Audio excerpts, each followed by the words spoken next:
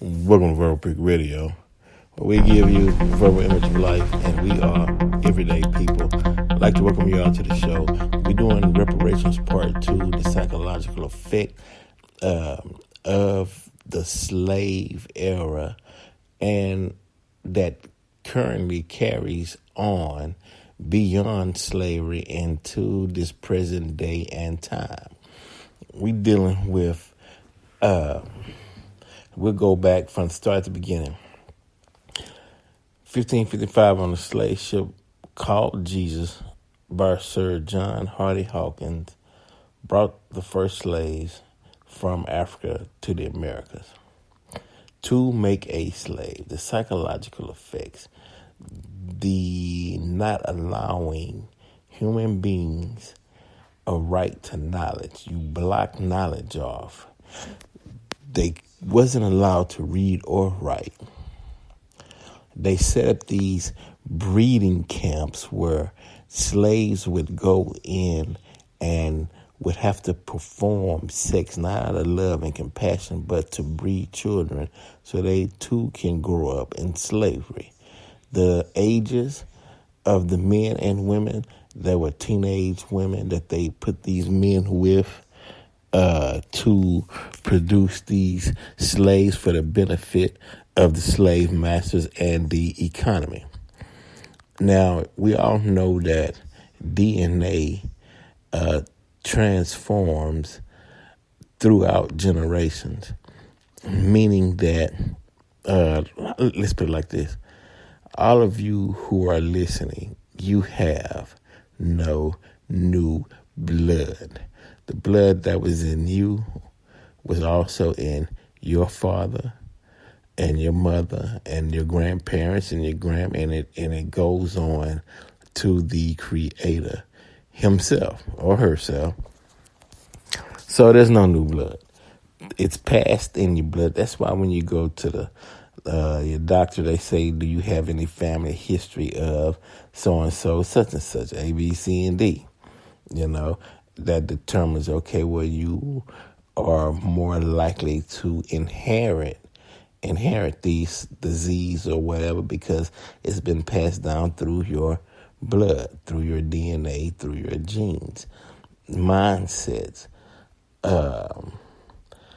certain attributes that you have that your ancestors or grandparents had. Looks, molds, hair texture, skin. I mean, it's all passed down through generations, right? Meaning you just didn't pop up on the scene brand new. Okay. Now, with this psychological effect that slavery had, was passed down through generations that we're still trying to fight to get from under till this day. Now, with the R. Kelly situation, I want to throw that in. If you research his genealogy, family history, could have came from a breeding ground, and the young women that was forced to lay with these men and the men who was forced to lay with these teenage girls to produce these children so they can be products of slavery. It's in the genes. It's genetic. Okay, and I'm not making an excuse.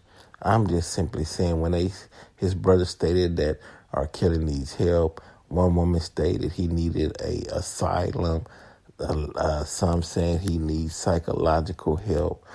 Yeah, that could be a contributing factor is what I'm saying. Okay, now, you hold a person in bondage without the light of knowledge for over 400 years. And then you say, okay, well, you know what? President Lincoln said you all are free, so see you later. And get out there and, hey, do the best you can.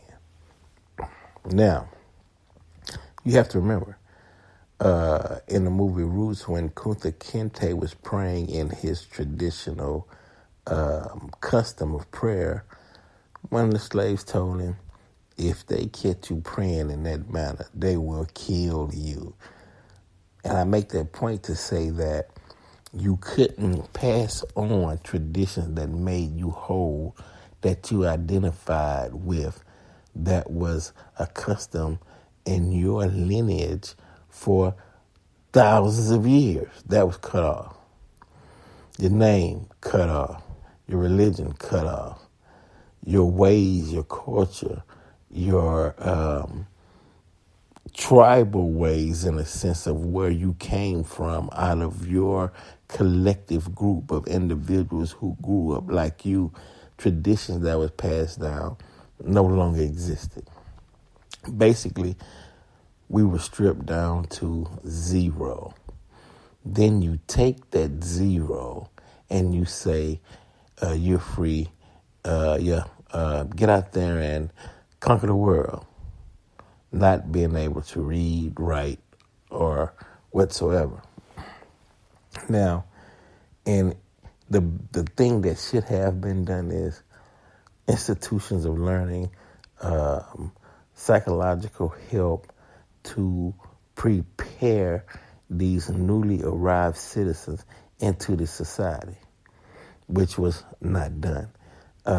Meaning you take the women and the men who was used as breeders and say, okay, look, this is the psychological damage that can be done to the mind and body through the act that we've caused. And when I say we, I'm meaning the system, the slave masters, the government who allowed it to happen. And say, well, look, we caused this horrible incident upon you. Let me teach you the proper way on how of courtship, of how man and woman come together. Let me, as a matter of fact, I kept records and we studied throughout Africa and certain indigenous tribes. You belong to this tribe. This is your customs. We're giving you back your identity and your mind of what we stole from you so you can properly be functioning whole as you enter into this society.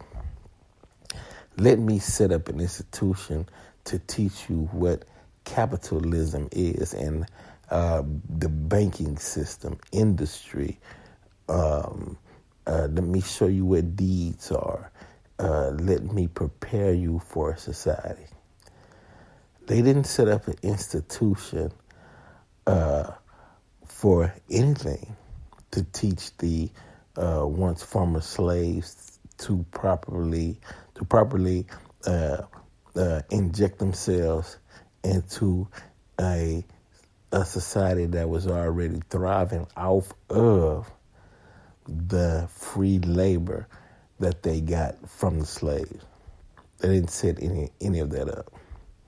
They didn't set up a religious institution, meaning an institution that was based upon their ancient practices and ways. They gave them a new religion, and the psychological damage of putting a picture of a white Jesus who looks like the slave master that you were just up under and said, this is now your master. This is the Son of God. Learn this religion that I enslaved you under and forced you to be up under, and you carry on with that. They didn't break that. They didn't give the knowledge of that at all, but yet interject them into society. Let me set up an institution to where you can read and write to help you enter into this society. They set up schools, but the teachers was prejudiced. Well, I want to be a lawyer, not be a carpenter. I'd like to be a doctor. Nah, be a sharecropper. Now, the only skills that the slaves had after being introduced into their newfound freedom was sharecropping. Go back to the land, pick the cotton, offer up your labor because we're not going to teach you anything. And then they got slighted even in that course because it was never fair, and these people would work 20, 30 years and still be in debt. Tricked again. The psychological effects of slavery. Here's a man now free, but he's been whooped, beat down by namely Caucasians to where he's walking down the sidewalk, has to hold his head down. He's suffering depression, suffering post-traumatic slavery disorder. He has to step aside off the sidewalk and let another man pass. That's not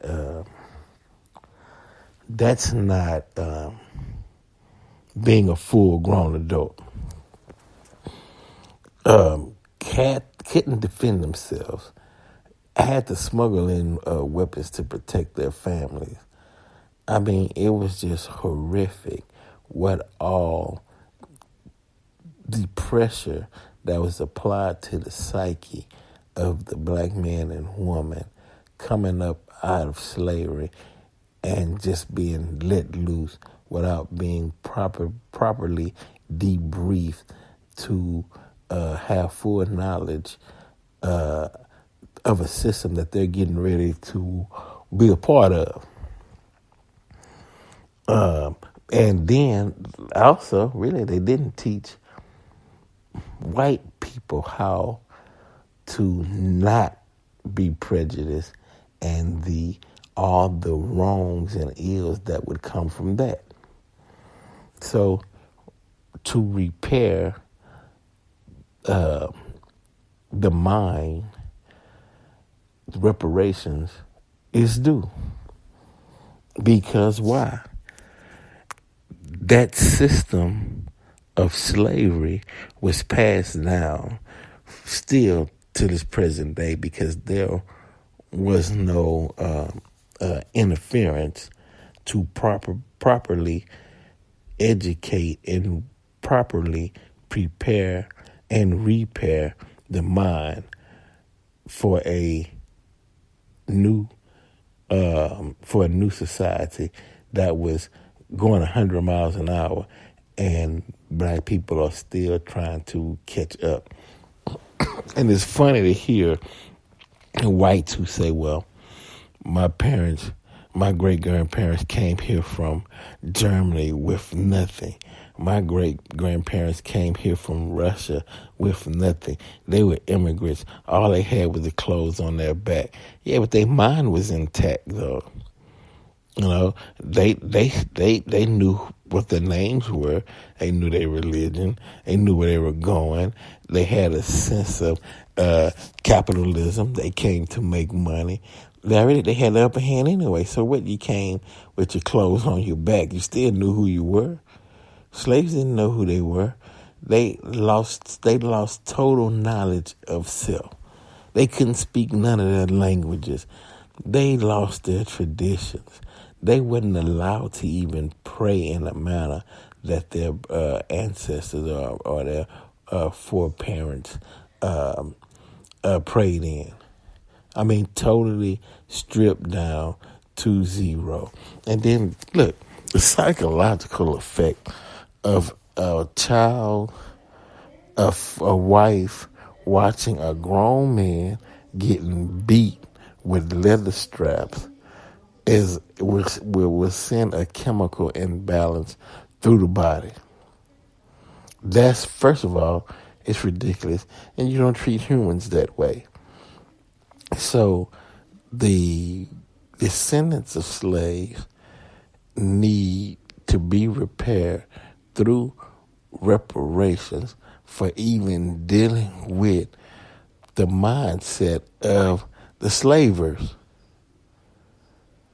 I mean, even to have to witness a human being such as the slave masters be that brutal to another human being is another toll on the mind, because it asks the question, who are you? Where'd you come from? Where's your lack of humanity? How can a human being standing on two legs be this brutal to where, you tie a man to one arm to a horse, his right arm to another horse, hit the horse until the horse runs and split the man in half in front of women and children? You need reparations just for the act, the hangings, beating women, reparations for that black woman who was raped by the white slave master, had the child. The child was a mulatto. The white father didn't want to have nothing to do with the child that he buried, and then put that child in the house with the black man and the black woman, and the black man had to raise that child. Hell, at least some kind of child support is due in the form of reparations. And the reason why I say this is because I look at the $233.7 billion given to Israel over 6 generations. I look at the $20,000 that was given to each Japanese citizen during World War II, which and accounts were fair. But man, look what black people been through in the Americas, and that was the purpose of saying, okay, we're gonna free the slaves to give you all 40 acres and a mule. Why 40 acres and a mule?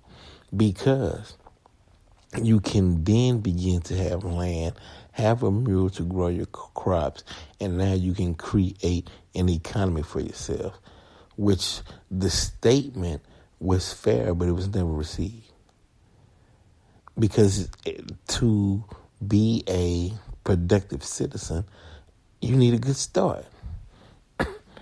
The slaves and the descendants of slaves did not get a good start. And so blacks have been scratching, hustling, trying to survive to build themselves up. But they had to build themselves up in several different ways. Economically, they had to build themselves up. Physically, they had to build themselves up from the torture of slavery. Mentally, they had to repair their minds from the psychological abuse of slavery. And you trying to do all three while trying to maintain a living and be sane. And not only that, and trying to understand a religion that permitted slavery in the first place, and trying to look up and they giving you a white Jesus. It's crazy. That would drive any person insane. On a strange land, amongst strange people. It's and when you look at the full scope of it and you break it down, and then you look at where we are today, you have to admit that slavery played a major part in the dysfunction that goes on within the black community. We are still trying to find ourselves. We only go back in history as far as our grandparents. Don't know your your grandparents before that in time. I hear whites, Asians, and Hispanics and know who their lineage is, who they were a descendant of. We were just totally just let go. No one came in, and the sad part about it is this. And, white people kept good records. Even before the 1790 census. They knew the tribes, they knew the areas, they knew the culture, they over there studying all of our great institutions throughout Africa. They knew all of the black Native American tribe, the Aborigines who were here in the Americas before Columbus, and hid that knowledge. And it's true, they hid it in the book. Of course, they would hide that in the book if they're not going to allow you to read or write and not give you, no, I don't want to say give you, and not explain the importance of a thirst for knowledge. They didn't do that. And so it's like, give you an example. It's like taking a 13-year-old, right? Let's say, okay, let's say the 13-year-old grew up in Houston, Texas, right? In a household with his mother and his father. Going to school every day, has a routine, engulfed in that routine because that routine is promised and it's familiar. You know what it is. You know your surroundings. You know the area. You know your neighbors. You know all about your neighborhood. You comfortable. That gives you strength and power. And then someone kidnaps that 13-year-old and drops them off in China. He don't speak the language, don't know the culture, religion. He's all alone. And somebody tells that 13, make something of yourself. It's going to take a lifetime, 2 and 3, to even catch up. The psychological damage that 13-year-old would go through, it's hard to even imagine. But that's similar to what happened to black people. Take them, drop them off in a strange land. No knowledge, nothing to call their own, and someone saying, get to it, make it in this society.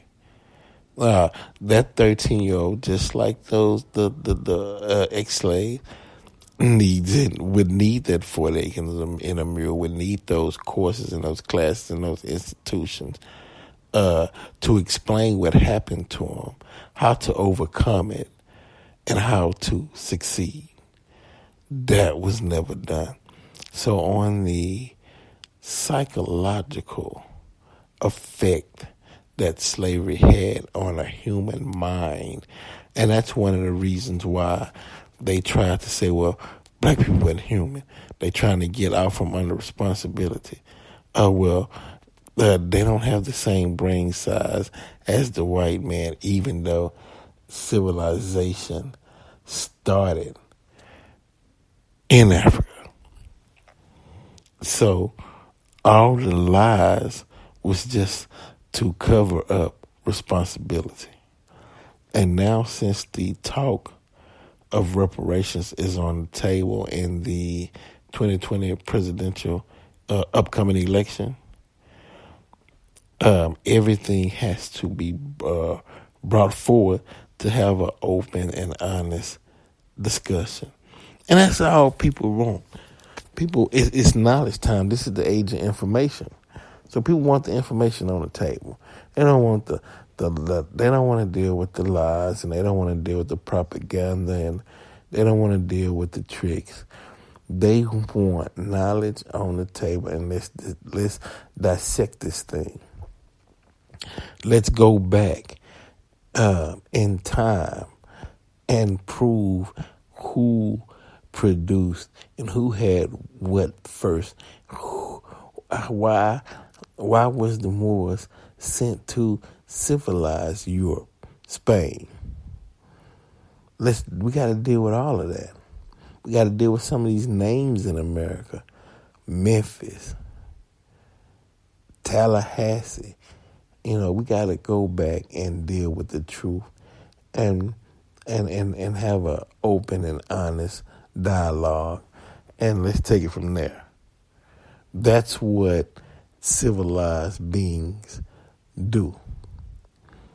Because you can't, how can I say, you can't claim to the world that you are upright, just, and stand on honor, but your actions and behavior says something different, and continue to stand on a false foundation and think it's going to hold you up throughout time. That defies logic, it defies mathematics, it defies science. So we got to deal with this thing. And it's time. Because and one of the reasons why it's time is because the black community, family in America cannot afford to lose another generation. And then that information and knowledge that is being learned has to have room to express itself. You can't close the door and shut things off and bottle up all the information and knowledge that is regenerizing and energizing a community, and saying, hey, we weren't prepared for you all to be in a position that you are in now. We wasn't prepared for you all to catch up and, and wanting to exercise your rights of knowledge and to exercise a equal playing field to use that knowledge and build. We've run out of ways to subdue you. We run out of ways to push you back. It's creating a dilemma. People are standing up to injustice simply because they're searching for right. They're searching for right knowledge. They're searching for truth. And it has to add up. So when they go in the book and they say, hey, look, the book says, and it's knowledgeable and it's obvious that 2 + 2 = 4.